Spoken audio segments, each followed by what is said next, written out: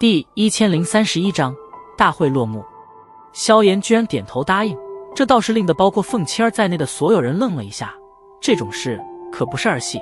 如果真被搜查了出来的话，那萧炎恐怕就真是要上那天妖皇族的黑名单了。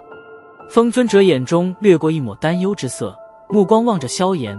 沉声道：没问题。哼，风老请放心，身正不怕影子歪，这种在输了后泼污水的小伎俩，这些年我也见过不少，没什么好奇怪的。萧炎微笑着点了点头，道：听得萧炎此话，风尊者也是略微放心了许多，既然前者敢这般说，想必应该是真的有着一些把握。一旁的凤七儿倒是被萧炎此话气得不轻，俏脸含煞的冷笑道：你就逞能吧，到时候若是让我搜查了出来，定要让你吃不了兜着走。萧炎嘴角勾起